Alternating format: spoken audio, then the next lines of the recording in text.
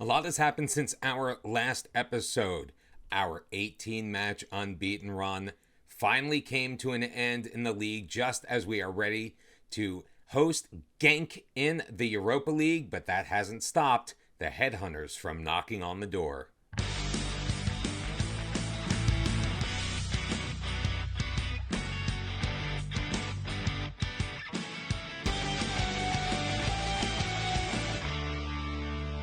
Welcome back, everyone, to episode number 49 of Bottom to the Top. How you doing? I'm Mr. Cellophane. Well, we did go unbeaten in 18 straight before finally losing in the league. We'll get to that in a second, but we have been busy because other leagues have come a-calling. Aston Villa in the middle of November came to us and offered them a chance to interview for their vacant head coaching position. We were unsuccessful, and they are not the only ones, as in the last 48 hours, Lyon from Ligue 1, Hoffenheim from the Bundesliga have both come a-calling. We have attended, as we talked about a couple of episodes ago, every job interview that we have been offered, have not yet been presented with a position, so we are still singularly focused on our time here at Kasımpaşa. And since our last episode, we did win 4 more matches in a row. We beat Hatayspor. We beat Vitesse in the Europa League. We beat Samsunspor 3-2. We beat Başakşehir 2-0 before we ran into the buzzsaw, apparently, that is Bodrum FK. 3-0 was the score. We could not get anything done. Of course, we hit the woodwork a couple of times. It doesn't bode well for us, however, because we do in our inaugural game in the Turkish Cup as we enter the competition in round 5. Just about 2 weeks out in game, we take on Bodrum again. At least this time, we do it at home. Our director of football has presented us with an early impression of their assessment of our youth intake, and it's not really something to write home about. Maybe we'll get a striker or two that is worth something to us or somebody else down the road, but otherwise, the rest... The loss, however, does not mean that we have lost our spot at the top of the table. We are sitting on 33 points. Besiktas is right behind us on goal difference, 33 points for them as well. Both of us have played 14 matches. Guess who we play next? Of course, that's all after we take on KRC Genk in the Europa League. We are at home in Istanbul, and our starting lineup is probably going to look kind of familiar to you. It's Meyer in goal with a back 4 of Anderson, Adem, Amenda, and Hamza Baran. Orhan, Siddiqui, Ali Khan in the midfield. And in the final third, it's Endri Sakishi, Yusuf Insi, and Mustafa Demirci. By the way, it is a complete coincidence that I happen to be wearing a Hoffenheim kit today. I actually put this on before the job interview was offered. So before anybody thinks that I'm trying to give anything away about what's going to happen later on in the episode, just know I have absolutely no idea. It's Kasımpaşa at home in the white and black against Genk in the all black. They don't really have any white, probably not except for the number. Sakishi with a corner kick.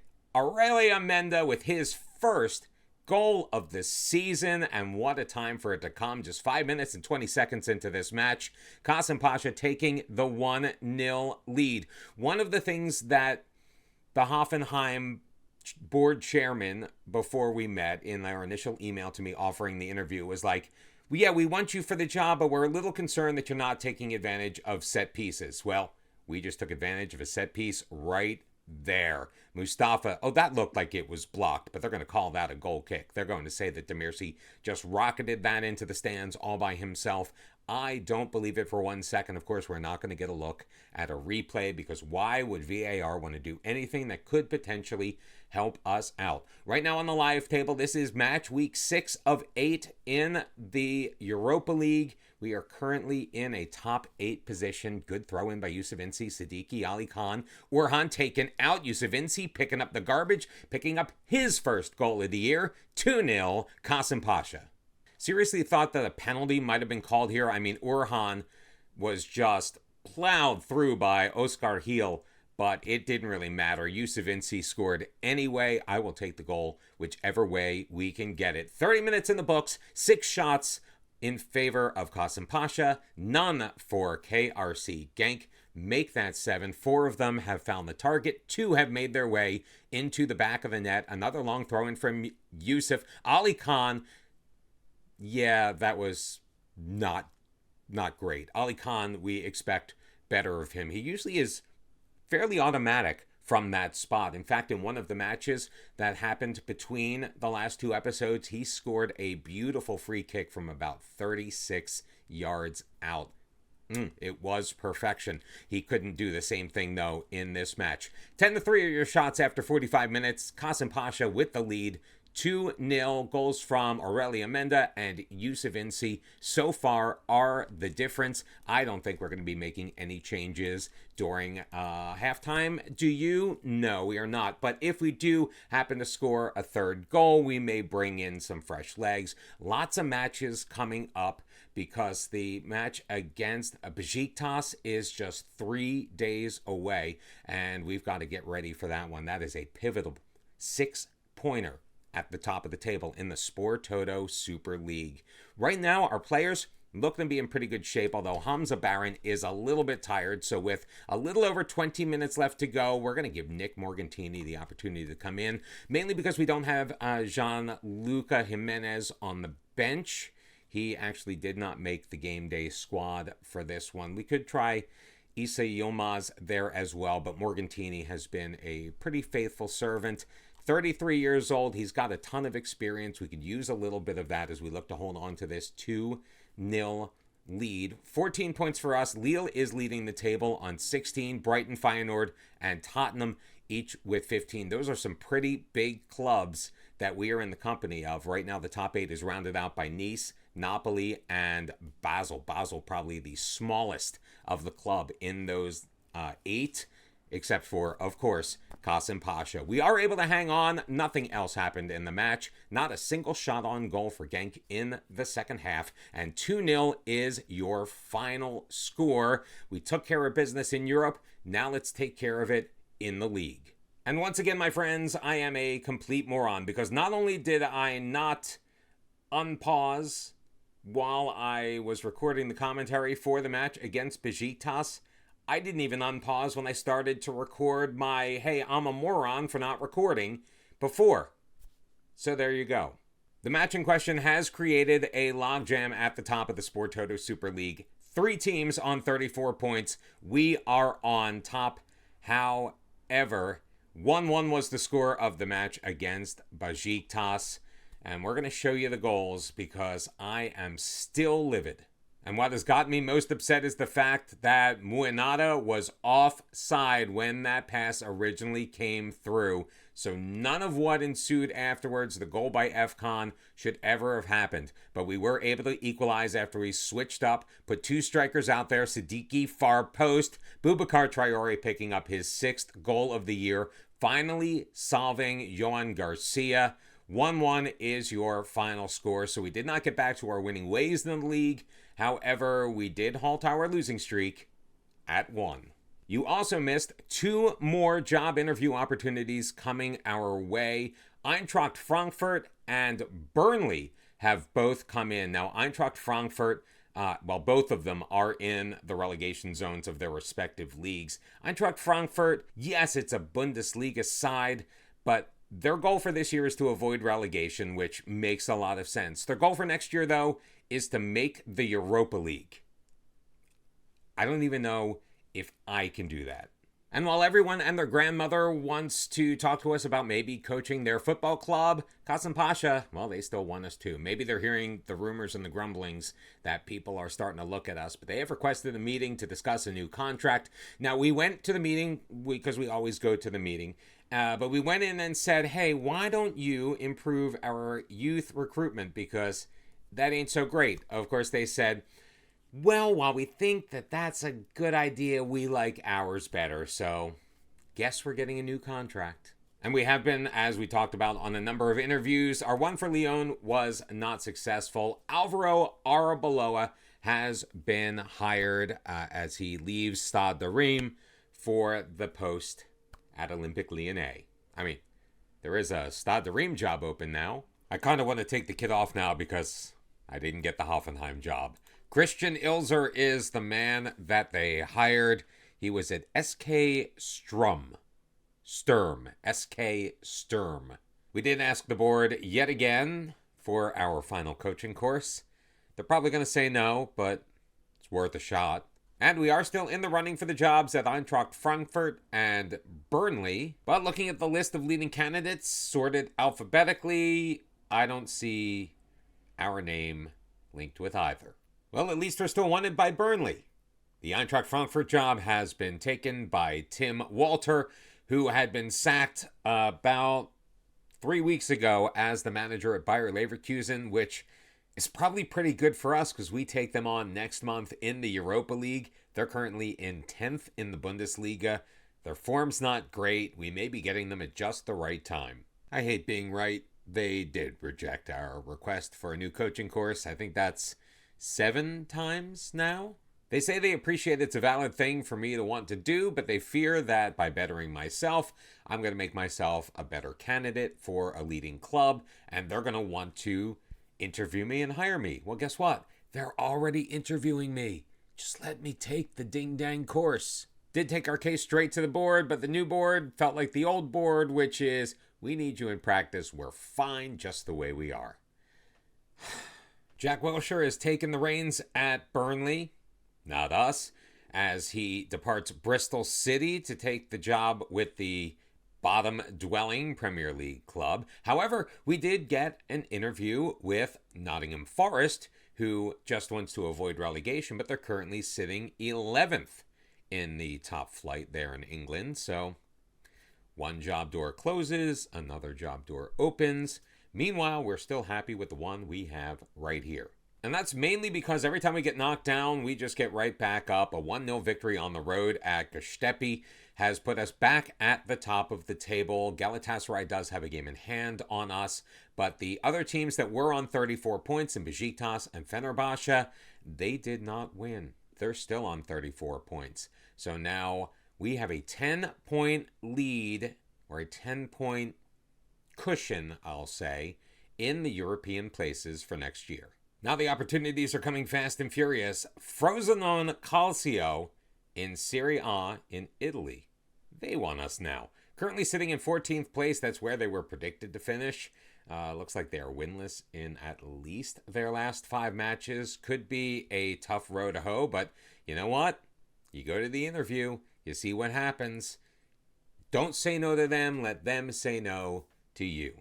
And just in case you have been wondering, I have been conducting all of these interviews the exact same way. Of course, first you come in and say thank you for letting me talk to you. When they ask about the language, I give the same answer every time, that I learn them pretty quickly, or whatever that option is. Sometimes the wording is just a little bit different.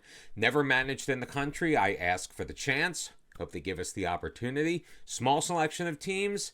I say that I'm loyal to every club that I've managed. That must be a good thing. I've done some highly impressive work. Why do I want to move on? Because I want to take the positive momentum and keep it going. Insert city name here. Am I willing to assure him I'm going to do a better job of maintaining his dressing room? I always convince him I don't want to make any promises. That could be the problem that I'm having. The other thing I've noticed is they have asked me a lot, or at least have made comment, and I think I alluded to this before, when they give me the email inviting me to interview, they do say that they are a little concerned that we haven't been taking advantage of the set pieces as they would like us to. That is not for lack of trying. We have some of the highest expected assists on crosses from set pieces in the entire league. We are just not, we're just not heading it home. A lot of times we're going right at the goalkeeper. You've seen it in some of these episodes. Some of those headers they're going just boom, right on the guy, but they're ultimately right on the guy. They want to hire a manager comfortable with working with limited resources. Only gotten this a couple of times. I do say that I'll be able to look after the club's finances if given the job. Can I get the team back on track? I believe my reputation speaks for itself. When they ask me about the director of football, I do give a little look to him. This guy looks pretty good. If they have judging player ability and potential or negotiating in the blue, I generally say I'm fine with it. If not, I would say I want to take some time before I commit to working with him, but otherwise I make that promise. Do I want to make changes to my backroom staff? I always say I will only need a small budget. Then I quickly will review their board objectives. The culture is pretty much all the same. Don't hire old people, work within the wage budget, yada, yada, yada. Here they want us to finish in mid-table in Serie A and be competitive in the Coppa Italia, and then just keep finishing mid-table till the cows come home. We always agree to that. Then we agree, if they ask us, do we think we can do better? We don't want to set an unreal expectation. We don't really know anything about them. Transfer budget, always agree. Wage budget, always agree. Then we don't ask for anything else because we'll deal with the coaching badge a little bit later. And that's how we do it.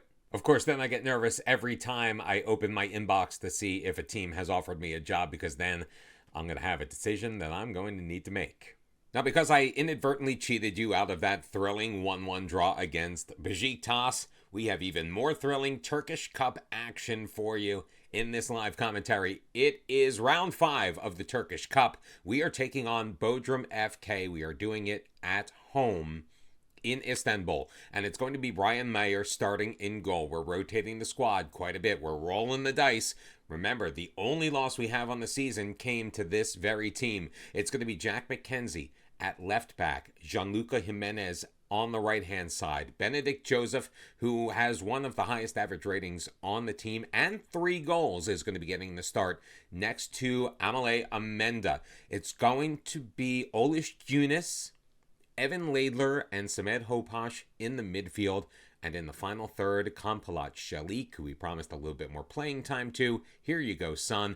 Suleiman Sibishi and Boubacar Traore, our triumvirate to lead us to victory today. Since the Bodrum loss, we are unbeaten in our last 3 matches, and we are out for revenge today.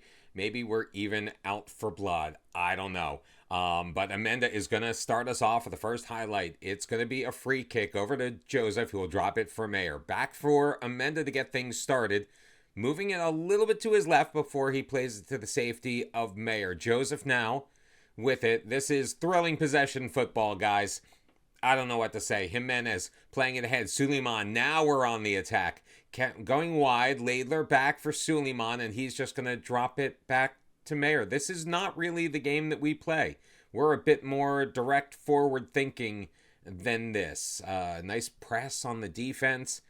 Not really a possession team, and we're not really a throw it 75 yards back to the goalkeeper kind of team. Suleiman feeding it up the left wing. He's got McKenzie there. Up the sideline, McKenzie still with it. Squaring it up. It's going to trickle off of Sydney's foot past the goalkeeper, and an own goal puts Kasımpaşa up 1-0. I can't help but laugh because this was the weirdest highlight I think I've commentated in a very long time, and we've had some weird ones. I mean, McKenzie just throwing the ball across. Sydney, all he had to do was knock it out behind, but instead he decides to flick it on goal, I guess. I'll take a 1-0 lead.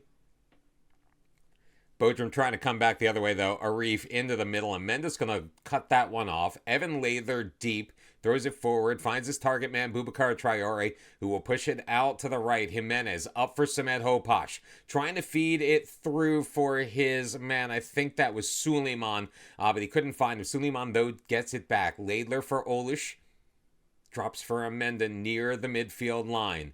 Working around the back, Joseph to McKenzie. Just turns it right over to Blopa. Get it back. Thank you very much. McKenzie will regain control. We've played 9 minutes of this match, and it has been quite wild in so many ways so far. 1-0 Kasımpaşa. Played forward. Kampalat Shalik with it. He runs kind of a foul of McKenzie there. He'll drop it to McKenzie, feeding it back post. Traore into the ground and into the back of the net. It seems like he scores that one every single time. In fact, the match I didn't get to commentate, he had a goal just like that. The header by Boubacar Traore, his 7th goal of the year. Kasımpaşa getting the revenge we were seeking. It's almost deja vu. I don't think it was McKenzie the last time, though. I'm pretty sure it was Anderson with the nice long cross to the back post that found Boubacar Traore, that found the back of the net. We have 2 shots on goal, 2 shots on target. We've got 2 goals, even though our first goal was technically not a shot on goal or a shot on target. But I digress. Back to live action. We played nearly 30 minutes of this match. Sydney will play it up for Belopa as Bodrum is looking to try to get one back. See, they were trying to do the same thing, but Amenda was there to clear it away. But Shaib? Yeah, he's going to throw it in the middle. Sebastian Medina will get his 6th goal of the year, putting it past Meyer to bring Bodrum back within 1. It's 2-1. That was a quality chip by Medina, if I have to say. And he's got the ball again as he throws it into Amir. Medina up for Gorkum. Circling back, Amir moving it to his right. Jimenez is going to steal that one from him. Kampalat Shelik looking for Suleiman, isn't going to find him. Headed down to Medina, who carries it out wide to the far sideline. Avalos for Sharifu, working it around the near side for Sydney. Sydney looking for more trouble. He runs into traffic. He had Boubacar Traore all over him. Back for Sharifu. Switched over to the left side. Shaib pushing it forward. He's got some room into the middle. Arif has it, and Arif tucks it past Meyer. And just like that, we are tied at 2. It's still early in the match. We've only played about 35 minutes, but I'm starting to feel that Bodrum FK is going to be our Achilles heel this year. Just like Samsunspor was last year, and Adana Demirspor. We failed to beat them in 2 outings last year. It was the only team that successfully kept us from getting any points in multiple games, and Gökdeniz just put Bodrum ahead. 5 goals have been scored in this match in the first 41 minutes and change. Jimenez, I thought he had taken it away. Maybe he was worried about committing the foul. Back post header. Gökdeniz puts it past Meyer. Meyer is not having a good game. This is only the 2nd time he's given up more than 2 goals in a match. Guess when the last time was? Yep, that's right. To Bodrum FK. And in the waning moments of the first half, a corner kick. Gökdeniz. That one is luckily going to be turned aside by Meyer, but another corner which is going to lead to the half. 11-3, your shots on goal. Bodrum FK. They've taken the lead. They're beating us in so many categories except for possession because, we were doing all of that fancy passing around stuff in the beginning. But we need to turn it up in the final 45 or we're going to be out of the cup early again for the 2nd year in a row. So naturally, we're going to make a couple of changes at the half, and this is my no messing around changes. Yusuf Insi, Ali Khan, and Orhan are all on. Olish Gunas, Samed Hopash, Suleiman, take a seat. So the 3 changes made. Bodrum is on a 7-match unbeaten streak, but I can't wrap my head around the fact that we are playing so very well in Europe and we are unbeaten in the Europa League, but we may be losing back-to-back matches against Bodrum, sitting 10th in the Sportoto Super League table. We beat Man United for Pete's sake, and we cannot beat Bodrum. But we do have the ball in the 51st minute. McKenzie back for Benedict Joseph, moving it to his right foot, ahead for Orhan. Takes a bit of a heavy touch, but keeps control. Yusuf makes the turn, carrying it forward toward the edge of the box. Drops it for Jimenez, throwing it in the middle. Traore cannot hit the target. It's going to be a goal kick for Bodrum, and Traore may be the next replacement we make. I don't know. Do we go to the diamond, go a little bit more attacking, put 2 strikers out on the pitch? That may be the move that we need to make. In fact, that's exactly what we're doing. We're going attacking. Kampalat Shelik is off. That's going to be our final change of the match. Mohamed Badamosi is in to be that big man up front. In fact, we're going to put him on an attack duty as well because why not? Will it be enough in the final 23 minutes of this match? Only time will tell. We've changed our mentality. We have changed our shape. We have changed our personnel, and 10 minutes have gone by and absolutely nothing positive on the pitch that we are aware of has happened. And I cannot believe that this is how we are going to go down, not only in this episode, but in the Turkish Cup, as 2 minutes added on are coming and going. We are going to lose 3-2. We were up 2-0 after 10 minutes, but goals in the 30th, 33rd, and 42nd minutes by Bodrum gave them the advantage at halftime. We just could not claw back. All right, look, that wasn't great, but we're not going to panic. We've only lost 3 times since the beginning of August, and it's nearly Christmas in game. Now, sure, 2 of those matches were in the calendar month of December, but we're still not going to worry about that. We've got a transfer window coming up. I don't know how much business we're going to do. Maybe we sit pat. We won a lot of games so far. We've got a couple of major ones, though, coming up in the Europa League that could potentially guarantee us a spot in the round of 16. With the next episode, we've got Bayer Leverkusen and FC Midtjylland. I hope to see you then. In the meantime, make sure you hit the likes, hit the subscribe button, turn on your notifications, do everything you can to support the channel, and I will see you next time. Until then, bye-bye.